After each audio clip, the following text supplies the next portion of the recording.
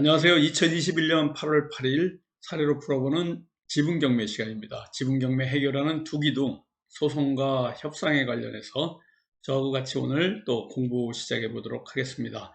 우리 사례로 풀어보는 지분경매 뒤 표지를 보면요. 네모 박스가 있는데 내용증명 발송과 관련된 이 내용 1, 2, 3, 4가 있습니다. 부동산 가압류하고 부당이득금 반환 청구 소송이 한 세트, 부동산 처분금지 가처분하고 공용물 분할 청구 소송이 한 세트로 이렇게 묶어가지고 이 지분경매를 해결하는 프로세스에 관련돼서 말씀을 드렸고요.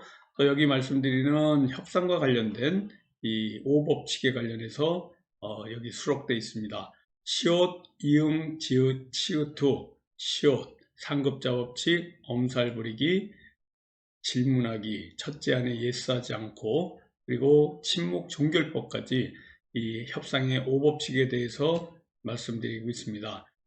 같이 공부하면서요, 항상 여러분들의 이러한 그 순서들을 쭉 보시고요. 또 오늘 우리 41페이지 여기 보시는 것 같죠? 교재 41페이지부터 공부를 시작하도록 하겠습니다. 어젯밤 9시 현재 이 확진자가 1569명으로 주말 기준으로는 지금 현재 최고치를 또 확진자가 늘어나고 있는 상황입니다. 백신 보급이 조금 지금 아직까지도 더딘 가운데 이렇게 확진자가 계속 늘어나고 있고 거리두기도 끝나지 않은 상태에서 또 2주 연장까지 들어간 이러한 그 코로나 사태 빨리 종식돼 가지고 우리 정상적인 생활을 좀 했으면 좋을 것 같습니다. 오늘 공부하기에 앞서요, 부동산 정책과 집값과 관련된 이러한 얘기를 잠깐 좀 해보도록 하겠습니다. 지금 아파트 가격이라든가 집값이 지붕을 뚫고 완전히 천장을 뚫고 올라가고 있습니다.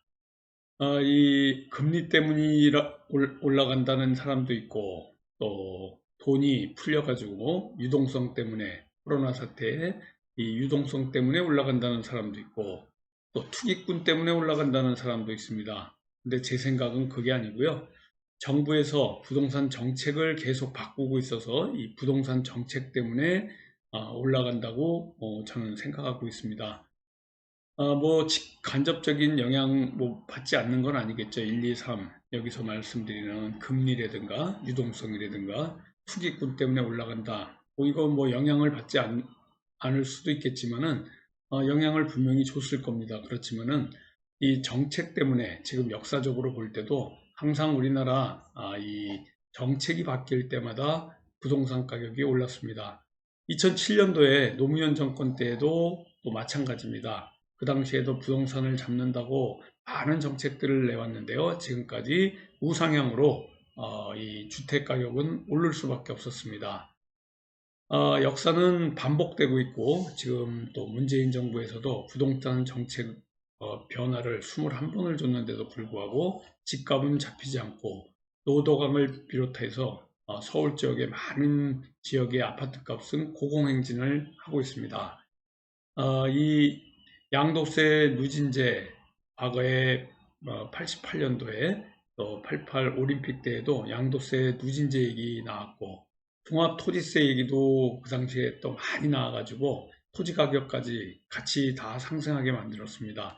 그리고 신도시 정책 분당 그 1기 신도시를 만들면서 또 주택가격, 토지가격이 엄청나게 상승했던 이러한 그 예가 있습니다. 신도시를 만들면 집값이 잡힐 거라고 생각하고 또 이러한 그 신도시 정책까지 내놨었는데요. 그런데도 아파트 분양 가격은 계속 오르고 그 분당에 신도시 만들면 강남 집값 잡힐 거라 그랬는데 전혀 그렇지가 않고요. 대폭 상승하고 또 이 신도시 건설을 통해 가지고 점점 집값은 오르는 이상한 일들이 벌어지고 있습니다. 노태우 정권 때 1기 신도시 건설 이런 부작용이 집값을 또 올리게 했습니다. 또 투기꾼을 때려잡는다고 공시가격도 올리고 뭐 여러 가지 정책들을 냈는데요. 결국은 또 오르고 또 오르고 반복된 잘못된 부동산 역사 지금까지도 또 반복이 되고 있습니다. 이 부동산에 관련해서 정부에서 정책을 내지 않아야 집값이 잡히지 않을까도 생각해 보는데요. 아무튼 강력한 규제가 나올 때마다 집값은 점점 더 상승하고 올라갈 수밖에 없습니다. 이제 3구 대선 내년도 3월 9일 날 대통령 선거를 앞두고 있는데요.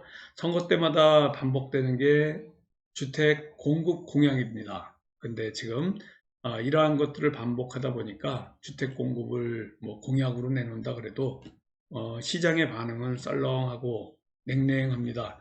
대선 주자들이 공약으로 대규모 주택 공급을 뭐 아이디어를 내고 뭐 합니다. 서울공항, 김포공항, 대법원 땅 뭐 거론되고 있는데요.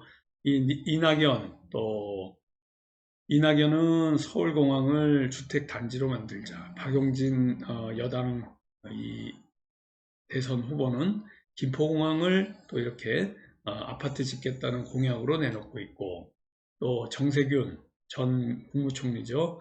대법원하고 대검찰청 땅을 아파트를 짓겠다고 내놓고 있습니다. 이 경기도 분당하고 판교로 통하는 교통요지 서울공항입니다. 서울공항이 축구장 400개 맞먹는 이러한 그 면적인데요. 여기 고도 제한이 풀리는 공항 주변에 7만 호의 집을 짓겠다라는 이러한 이낙연 후보의 공약도 있습니다. 장밋빛 청사진이지만 정작 시장에서는 냉랭한 반응입니다. 선거 때만 되면 나오는 거기 때문에 섣불리 고도 제한 해제 공약도 나오고 막 그러고 있는데요. 아무튼 지금까지 가격이 오르지 않던 주변 가격이 이렇게 공약과 정책을 낼 때마다 계속해서 오르고 있기 때문에 오히려 역효과를 내고 있다, 이것을 말씀드리고 싶습니다. 대법원하고 또 대검찰청, 서초역 역세권 알짜부지인데요. 여기다가 또 짓겠다. 여기가 뭐 보신 분들은 알겠지만 정작 좁아가지고 몇 호 짓지도 못합니다. 김포공항 같은 경우에는 한 20만 호를 지을 수 있는데요. 현실 실현 불가능하죠. 국내선을 어디서 또 그 공항을 또 마련하냐, 이런 문제가 있기 때문에 이런 장밋빛 공약에 불과하고 오히려 땅값, 집값을 올리는 이러한 효과만 나타내고 있습니다. 선거 때마다 이렇게 반복되는 주택 공급 공약, 시장에서 반응이 냉랭할 수밖에 없는 상황이고요. 부동산 정책학과 집값의 이 함수관계, 공약이 나올 때마다, 정책이 나올 때마다 집값은 상승할 수밖에 없어서 더 집값이 오를 수밖에 없는 이런 상황이다라고 말씀드리고 싶습니다. 자, 이제 41페이지 우리 지분 경매로 들어가도록 했습니다. 지난주에 이어가지고요, 수치 거절과 관련된 내용을 말씀을 드리겠습니다. 작년에 지분 물건 낙찰받고요. 작년이 아니라 이제 재작년이 되겠죠. 오래됐으니까. 첫 번째 발송에서 타공유자가 바로 수치를 거절하는 이러한 경우가 있습니다. 이 지분 경매 낙찰을 받게 되면요, 그 전에 경매를 통해서 지분이 이렇게 그 입찰을 통해서 팔려나가는 걸 알기 때문에 앞으로 이 낙찰받은 투자자로부터 내용 증명이라든가 뭔가 우편물이 올 거라는 걸 알고 수치를 거절하는 이러한 경우가 되겠습니다. 수치 거절은 우체부가 이제 그 집에 갔는데 이 내용 증명을 전달하라고 하는데 그쪽에서 받지 않겠다고 했을 때 뭐 강제로 줄 수는 없습니다. 대신 수치 거절이라고 이렇게 표시돼서 나오는 경우가 굉장히 많으니까 이 수치 거절도 우리가 알아야 될 것 같아요. 근데 이 수치 거절된다 그래가지고 뭐 그냥 끝나는 게 아니고요. 법원에서 이 상대방이 정당한 사유 없이 통지 수령을 거절할 때는 의사표시 효력이 그냥 생긴 걸로 이렇게 그 판결을 내렸기 때문에 이 통지 내용을 객관적으로 알 수 있는 상태였으므로 의사표시 효력이 발생한다라는 이런 판결이 있기 때문에 수치 거절을 하더라도 그대로 상대방한테 도달된 걸로 됩니다. 이 우편 배달 과정에서 송달 수령인 우편물을 확인하기 전에 수치 거절을 해 곧바로 우편물이 반송된 경우에는 통지의 상대방이 통지의 내용을 알 수 있을 정도의 놓이지 않은 것이라고 보아야 한다고 해서 수치 거절의 경우는 송달되지 않은 것으로 인정했으나 현재는 의사표시 효력이 생긴 것으로 간주한다. 따라서 상대방이 정당한 사유 없이 수치 거절한다면 의사표시에 효력이 발생한다고 합니다. 우리 실전반에서는요, 의사표시에 의한 공시송달이라는 이 공시송달 방법에 대해서 의사표시에 의한 공시송달, 굉장히 어려운 용어인데요. 법률적 용어인데 아무튼 우리가 이 법률적으로 상대방한테 이렇게 내용 증명이라든가 나의 이 우편물을 전달하는 데 이런 어려움들이 많이 생기기 때문에 우리가 다양하게 의사표시에 의한 이러한 그 공시송달까지도 또 공부해서 알아야 될 부분이 있습니다. 내용 증명을 수치 거절하는 경우도 바로 공유물 분할 소송, 항상 상대방에게 연락이 되지 않을 때는요, 이 소송을 통해서 이 법원의 힘을 빌어서 상대방에게 도달하게 하는 이러한 방법들을 강구해야 됩니다. 계속 수치를 거절하고 받지 않는데 내용 증명을 계속 보내는 것은 시간 낭비하는 거예요. 그렇기 때문에 공유물 분할 청구 소송을 바로 청구하셔서 그대로 진행해야지만이 상대방과 또 이렇게 진행을 해 나갈 수가 있습니다. 실제 소송을 진행하다 보면 수치 거절의 경우 또 소장을 법원에서 상대방에게 송달해도 폐문부재 등으로 반송돼서 돌아오는 경우가 많습니다. 그러나 걱정 안 하셔도 됩니다. 그런 경우 보정서를 받고요. 보정명령에 의해서 보정서를 받고 이 보정명령에 있어도 계속 받지 않으면 공시송달, 공시송달에 의해서도 받지 않으면 특별송달까지도 가가지고 송달이 된 걸로 간주하는 이러한 그 방법으로 해서 처가 진행되기 때문에 너무 걱정하지 않으셔도 될 것 같고요. 소장을 제출할 때는 내용 증명을 발송했는데 상대방이 수치 거절을 했음을 증명하는 서류를 제출하기 때문에 재판부에서 상대방의 의도를 알고 빠르게 진행시킬 수 있습니다. 이 수치 거절했음을 증거하는 서류는요, 내용 증명을 우리가 발송할 때 우체국에 발송하잖아요. 그래서 거기에 보면은 이 발송 상태에 대해서 나오는데 이걸 출력을 해가지고 다운받아서 재판부에 제출하시면 될 것 같습니다. 자, 이제 이렇게 내용 증명 송달에 관련된 내용은 42페이지까지 이제 마치고요. 이제 43페이지에 들어가게 됩니다. 주소가 해외로 등록된 경우에 처리하는 방법에 관련돼서 저와 같이 또 공부를 하는데요. 이 타공유자가 외국에 거주하는 것으로 나오는 부동산 등기부등본 지분 검색하다 보면 복잡한 물건이 있습니다. 예를 들어서 그냥 부동산 등기부등본에요. 타공유자 이름이 뭐 미합중국, 이 캘리포니아주, 뭐 로스앤젤레스시, 뭐 어쩌고 이러면서 주소가 한글로 이렇게 나온 이러한 경우를 보는데요. 뭐 이런 경우가 다 있나, 그리고 부동산 등기부등본 처음 보신 분들은 좀 복잡한 물건으로 생각할지 모르지만 이렇게 남들도 다 복잡하다고 생각하는 이런 부분들이 결국은 또 우리에게 기회를 줄 수 있는 부분입니다. 해외 주소지에 송달하는 방법을 알고 있으면 남들이 입찰을 포기하는 물건에서 또 다른 기회를 여러분들이 엿볼 수가 있기 때문에요. 어떻게 해결하는지에 관련해서 공부하시게 된다 그러면 지분 물건을 처리할 수 있는 하나의 큰 기회가 될 수 있습니다. 이 지분 물건 처리하는 경쟁력 있는 지분 경매 전문가가 될 수 있는 거기 때문에요. 이런 틈새 시장, 니치 마켓을 우리 실전반을 통해 가지고 여러분들하고 같이 공부할 수 있는 이런 공부 기회들이 있습니다. 지금 여름 휴가 중이기 때문에 잠시 우리가 실전반을 지금 쉬고 있는데요. 이제 본격적으로 사회적 거리두기 4단계가 종식되고 이제 이 더운 여름이 지나가지고 이 가을에 들어가기 시작하면요. 이제 우리가 실전반 정식적으로 본격적으로 공부를 하게 됩니다. 그때 이러한 틈새 시장과 관련해서 투자를 할 수 있을 때 남보다 더 많은 옵션, 이 방법들에 관련해 가지고 투자 방법들에 대한 옵션들을 많이 하시게 되면요. 여러분들이 이렇게 지분 경매의 선수, 전문가가 될 수 있는 길을 찾아가실 수 있습니다. 보통 타 공유자가 외국에 거주하는 것으로 나오면 보통 경매 투자자들은 입찰을 포기하는 경우가 굉장히 실제 많습니다. 송달이 되지 않을 거라고 예상되기 때문에 이러한 행동들이 나오는데요. 기회가 될 수 있는 아주 좋은 이 찬스입니다. 낙찰받은 후 해외 주소지로 내용 증명을 보내보고 그래도 발송되지 않으면 공유물 분할 소송을 진행해서 외교부에 사실조회를 신청해 가지고 진행하는 이러한 방법들이 있습니다. 이민을 간 재외 국민이면 당사자가 외교부에 신고한 주소지가 있을 것이고요. 주소를 알아냈다면 해외 특별 송달을 통해서 진행해야 됩니다. 서울 종로구 사직로에 우리 외교부가 있습니다. 주소를 쓰고 다음과 같이 사실조회를 작성해서 재판부에 제출하게 된다 그러면 재판부에서 재판 과정에 상대방의 주소를 정확히 알기 위해서 이렇게 외교부를 통해 가지고 사실조회 요구하기도 하고요. 이 사실조회 신청을 통해 가지고 법원이 양식이니까 이걸 만들어 가지고 제출하면 됩니다.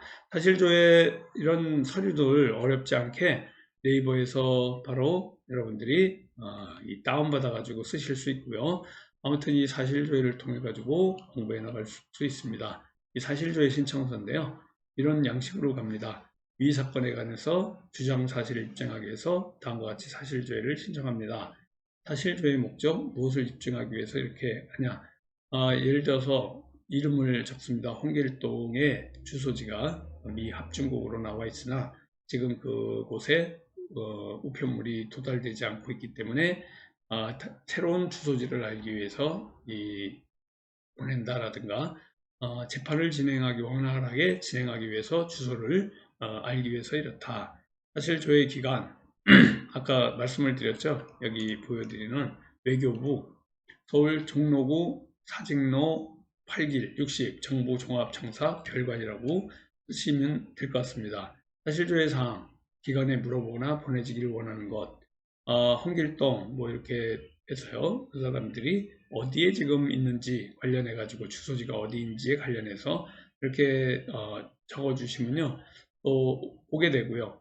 사실조회 신청보다는 문서 제출 명령이 여기 명령이 들어있는 것 같이 더 센 이러한 그 같은 경우인데요. 사실조회 신청이나 문서 제출 명령이 그러나 오늘 제목에 있는 것 같이 문서 제출 명령으로 해야 더 이렇게 그 강하게 어필이 돼 가지고 주소를 알 수 있습니다. 문서 제출 명령에 관련해서는요.